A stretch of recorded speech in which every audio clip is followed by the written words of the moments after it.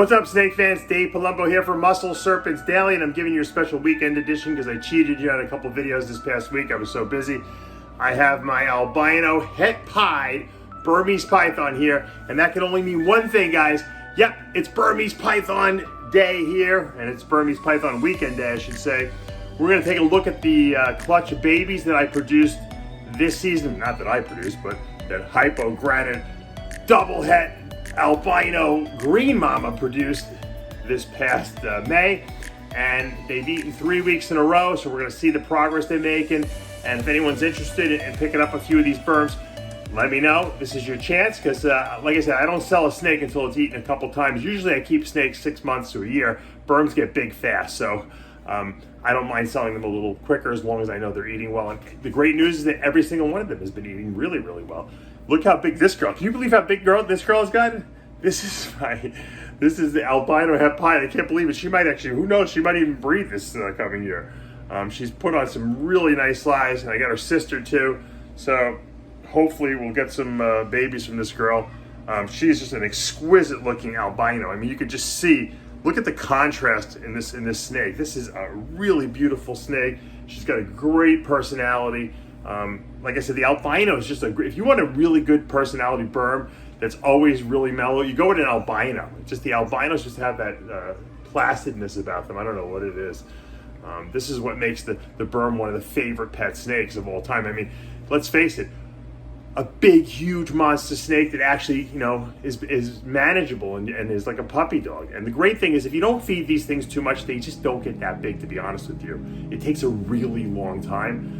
I've been feeding this, you know, every week because I wanted to breed. But the bottom line, if you saw the male, the pied, maybe I'll show you him on the closing, he's not big at all because the males just don't need to be that big. So anyway, let's go into this. Well, we're in the snake room. Let's go and take a look and see what we got with the Burmese python clutch. All right, here's one of the cool little babies we produced. This is a male granite that's 66% het albino and het green. Really nice looking little baby. A little paradoxing in there, as you can see. Now, the great thing about these burms, they love to eat.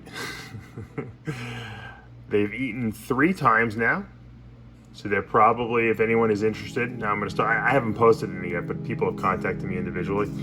I'll obviously start offering them up for sale because they're obviously eating. As long as they're eating, I don't mind selling them. I don't like to sell snakes before I know they're eating consistently. Every single burm has eaten every single time I fed them, 3 weeks in a row, so that's really cool. All right, let's take a look at some of the other. Here's a really nice looking female, a green granite. Really, really pretty. I like the greens because they're almost patternless. And the green granites together always look really cool. The hypo green granites look really nice. I just think it's a cool combination. Green and granite always look good together in burms. I don't know why they call them greens. I guess because they have a slightly green tinge, but they are. I would call them the patternless morph. Obviously, when you have granite and green, you get a little bit more of the granite apparently in there. Once again, I love baby burms. They're nice and like aggressive because they're scared when they're little, and that's what makes them great eaters. And the great thing is, as soon as they get big, every single one of the burms I've had, they all calm down.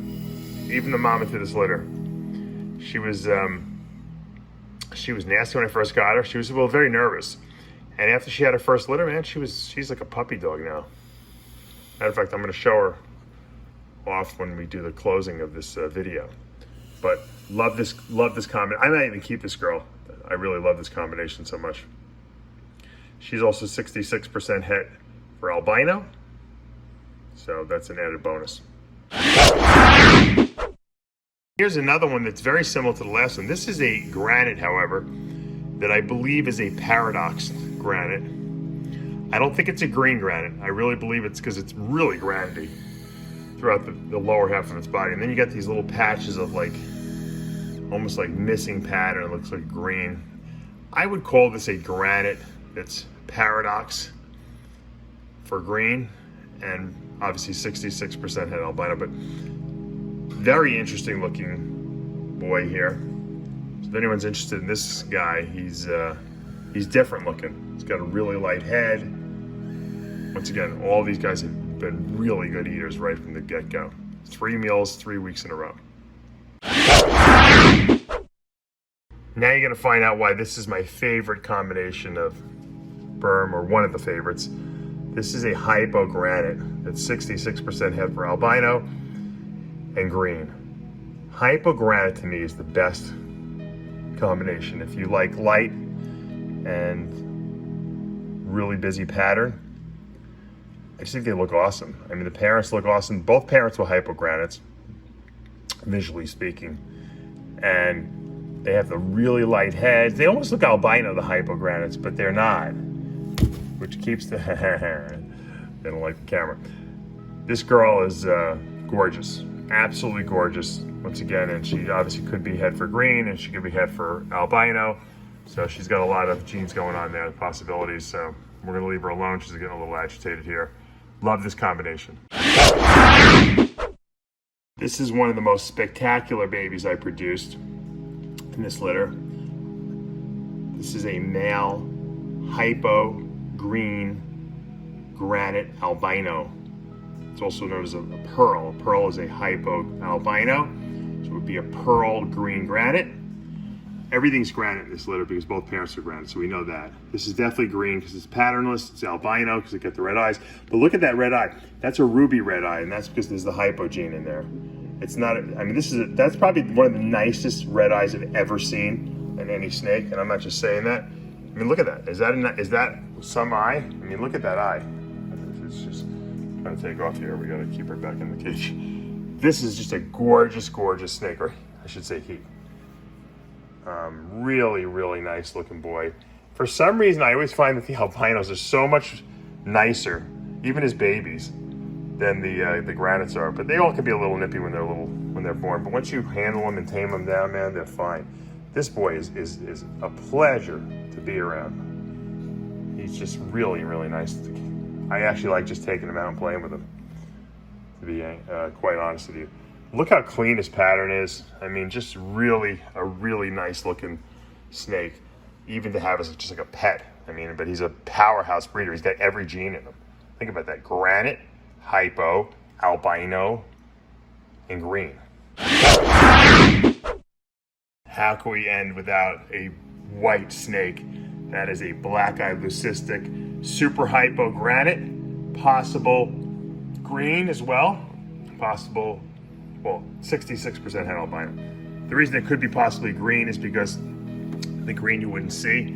If it was albino, it would have red eyes. So this is a male, really nice temperament, really good personality too. And gorgeous, gorgeous white snake. Let's see if we can catch his eyes here. Really nice black eyes too.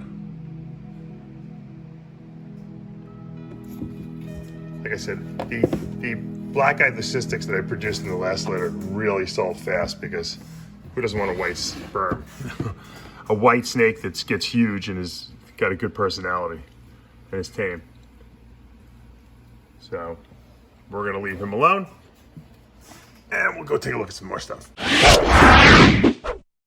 All right, guys, that's gonna be it for today. You know what? Everyone was in shed. All the snakes I wanted to show you, the parents, the Hypo Granites, my pied. So I had to settle for getting choked up by this great guy. He was from last year's litter. He is the same snake as I showed you at the very, well, not the very end, but one of the end ones. This is a Hypo Green Granite Albino. There he is. Take a look at him. Clean as can be. Look at that pattern. Look how clean it is. Look at those eyes. Hypo Green Granite Albino. And look what he grew into. What a beautiful looking white, yellow, patternless snake. I almost think it's nicer than the black-eyed leucistic, because the black-eyed leucistic is just whited out.